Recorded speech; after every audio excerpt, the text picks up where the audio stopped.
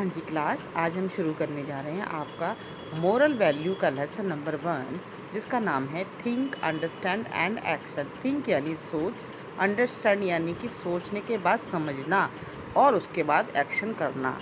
Act यानी action, सोचना, समझना और फिर कुछ कार्य करना। इस स्टोरी को हम पढ़ेंगे, बहुत ध्यान से सभी बच्चे सुनेंगे। Everyone wants to get a success in our life, but success require hard work. Without hard work, nothing not can be achieved. In olden days, there was a Rishi Bhardwaj by name. He had a son whose name was Yavkrit. He was not interested in studies. Rishi Bhardwaj was greatly worried about his son. अब इस कहानी का मतलब है कि हर इंसान चाहता है कि उसे सक्सेस प्राप्त हो, लेकिन सक्सेस उसी को मिलती है जो हार्ड वर्क करता है, उसमें मेहनत करता है। बिना मेहनत के कभी भी कोई भी चीज़ अचीव नहीं कर सकते, प्राप्त नहीं कर सकते। एक पुराने समय की बात है, एक ऋषि हुआ करते थे जिनका नाम क्या था? ऋषि भारद्वाज। उनका एक बेटा था, उसका नाम था Yavakrit. He was not interested in study. उनको पढ़ने में इंटरेस्ट नहीं था। Rishi Bharadwaj was greatly worried about his son. Rishi Bharadwaj अपने बेटे के लिए बहुत वरिड रहते थे कि मैं ऋषि हूँ और मेरा बेटा पढ़ना ही नहीं चाहता, उसको स्टडी में कुछ भी इंटरेस्ट नहीं है, बिल्कुल भी वो। क्योंकि जब तक हम किसी भी चीज़ को पढ़ेंगे नहीं, समझेंगे नहीं, तो हमें नॉलेज नहीं मिलेगी। नॉलेज के लिए हमें उसको पढ़ना बहुत ज़रूरी है। Yuvakrit want to gain knowledge, but for that he was not prepare to work hard. वो नॉलेज तो लेना चाहता था युवकृत, लेकिन वो हार्ड वर्क नहीं करना चाहता था। वो ये नहीं चाहता था कि मैं कोई मेहनत करूं और फिर मुझे कोई चीज़ मिले। वो ये चाहता था कि बिना मेहनत करे, बिना कर्म करे मुझे वो चीज़ प्राप्त हो जाए, लेकिन बिना कर्म करे तो हमें कोई भी चीज़ प्राप्त नहीं हो सकती। He thought of an easy way to acquire knowledge. He decided to please god Indra by observing great penance and then asked him for the gift of knowledge. वो ये चाहता था कि उसने सोचा कि कोई इजी वे हो जिससे हम नॉलेज को एक्वायर कर लें, नॉलेज प्राप्त कर लें। उसने सोचा कि मैं इंद्र देव का ध्यान करता हूँ, उनको बुलाता हूँ और उनकी उपासना करता हूँ, तो मुझे वो कुछ नॉलेज के लिए गिफ्ट दे जाएंगे। गिफ्ट के रूप में कोई नॉलेज, जैसे कि गिफ्ट कोई नॉलेज है कि गिफ्ट हो गया, जैसे कि मान लीजिए आपको कोई खिलौना दे दिया लाके उन्होंने, ऐसे ही नॉलेज भी एक खिलौना है जो मेरे को आके मिल जाएगा। He thought this was an easier method to acquire knowledge. उन्होंने वो यह सोचने लगा कि कोई एक ऐसा ईजियर, मेरे को बहुत ही आसान सा कोई तरीका वो मुझे बता देंगे नॉलेज को एक्वायर करने का। युवकृत started his penance. God Indra was pleased with his penance. He appeared before Yuvkrit and said, I am pleased with your penance. Tell me what you want. युवकृत said, please give me a gift of the knowledge. वो ये उनसे प्रार्थना करने लगता है कि आप तो भगवान हैं, आप तो सब कुछ दे सकते हो, प्लीज़ मुझे नॉलेज का कोई गिफ्ट दे दीजिए जिससे मुझे नॉलेज प्राप्त हो जाए। God Indra was surprise at the request to Yuvakrit. God भगवान इंद्र जो थे वो बहुत ही सरप्राइज हुए उसकी रिक्वेस्ट पे कि ये क्या कह रहे हैं। He said Yuvakrit, you will surely acquire knowledge. उसने कहा कि मैं ज़रूर ही नॉलेज प्राप्त कर लूँगा अगर आप मुझे वो देंगे, but for that you have to work hard. लेकिन तुम्हें उसके लिए मेहनत करनी पड़ेगी, बिना मेहनत कर तुम्हें वो चीज़ प्राप्त नहीं हो सकती। Without hard working no one can acquire knowledge. बिना मेहनत के कभी भी कोई नॉलेज एक्वायर नहीं कर सकता। चलिए मैं आपको आपके शब्दों में समझाती हूँ। अगर आप अपने पेपर्स में लर्न नहीं करेंगे, बुक्स को रीड नहीं करेंगे, क्वेश्चन आंसर लर्न नहीं करेंगे, एक्सरसाइज नहीं करेंगे या स्टोरी को समझेंगे नहीं, तो क्या आप उसके अंदर के क्वेश्चन सॉल्व कर पाएंगे? नहीं कर पाएंगे। क्यों? बिकॉज आपको कोई स्टोरी के बारे में पता ही नहीं है कि इस स्टोरी में क्या हो रहा है, इस कहानी के अंदर क्या हो रहा है। अगर आपको स्टोरी पता होगी तो कहीं से कोई भी क्वेश्चन आ जाए तो आप उसका आंसर कर सकते हैं, लेकिन उसके लिए पहले आपको उसको स्टोरी को पढ़ना पड़ेगा। और आप जब आप उसे पढ़ेंगे तो आपको सारी स्टोरी अच्छे से पता होगी और आप उसके हर क्वेश्चन का आंसर निकाल सकोगे। फिर भी उसके लिए आपको पढ़ने की मेहनत करनी पड़ेगी ना, तभी तो आप चीज़ें प्राप्त कर पाओगे, यही वो कहते थे। So saying that is God in disappear, ये कह के इंद्रदेव वहाँ से चले जाते हैं।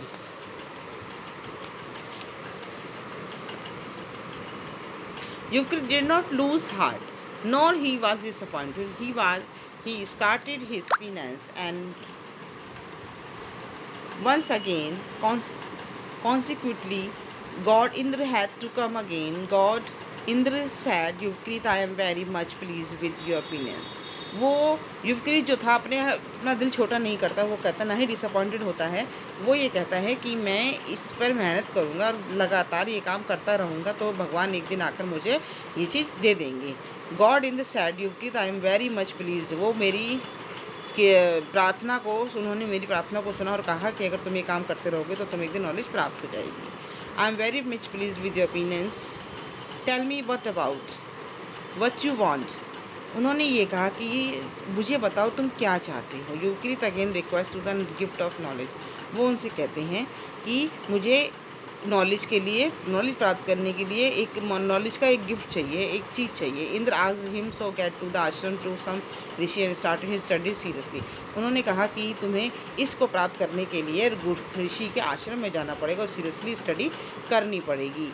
ही अश्योर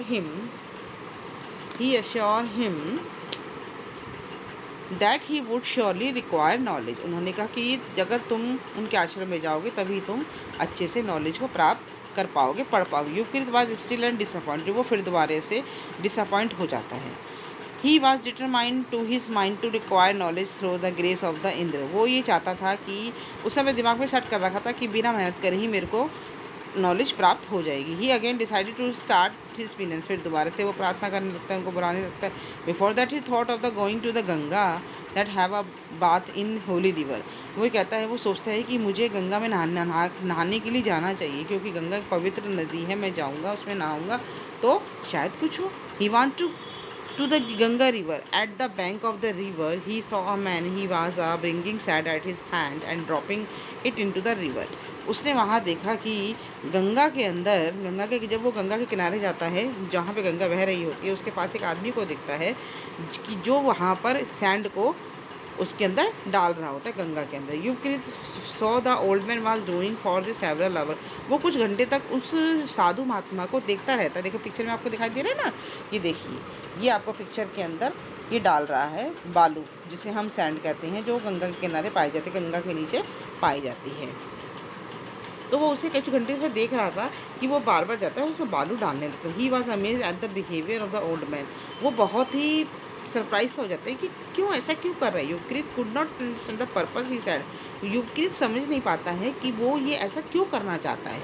सर नहीं समझ पाता तो वो जाके उसे कहता है, यानी कि युवकृत ऋषि महाराज से कहते हैं कि sir what you are doing, तुम ये क्या कर रहे हो। I am dropping the sand in the river. उसने कहा कि मैं सैंड को रिवर के अंदर दोबारा डाल रहा हूँ। I want to construct a bridge, मैं एक ब्रिज बनाना चाहता हूँ with the help of this sand, इस सैंड के द्वारा।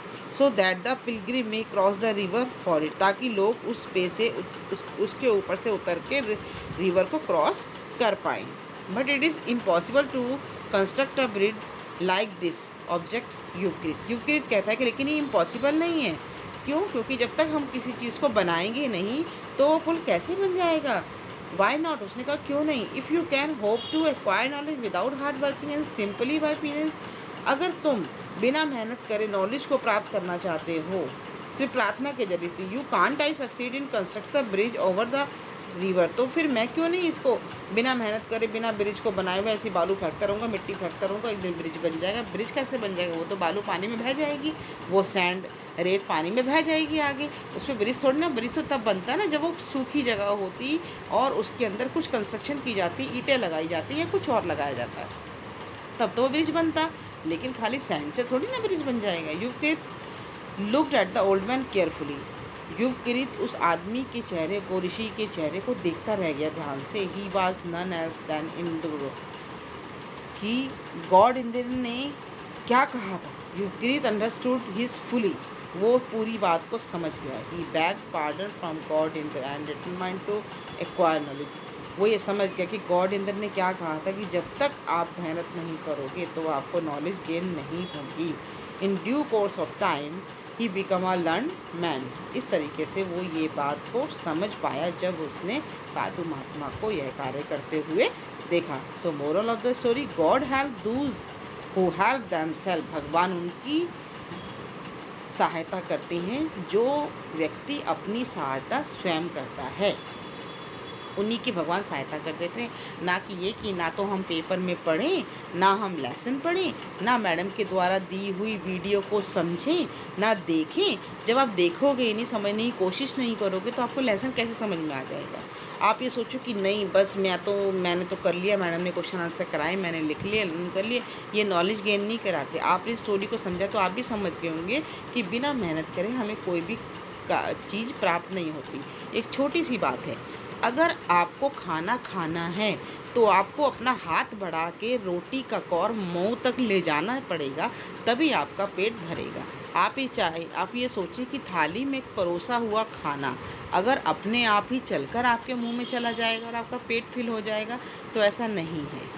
उसके लिए भी आपको हाथ से रोटी का टुकड़ा तोड़ना पड़ेगा, सब्जी में डालना पड़ेगा और उसके बाद मुंह में ले जाना पड़ेगा। मुंह में ले जाने के बाद भी दांतों को और जीभों को क्रिया करनी पड़ती है। वो खाने को आगे पीछे करते हैं, चबाने में सहायता करते हैं, तभी वो खाना हमारे पेट के अंदर जाता है। तो मोरल समझ में आ गया? बिना मेहनत के आप कोई भी चीज़ को प्राप्त नहीं कर सकते, चाहे वो कितनी ही बड़ी हो या कितनी भी छोटी हो। अगर आप मेहनत करेंगे तो आपको हर चीज़ हर समय पर प्राप्त हो जाएगी। ओके, अब आप ध्यान से इसको सुनेंगे दोबारा से, तो आपको स्टोरी पूरी समझ में आ जाएगी।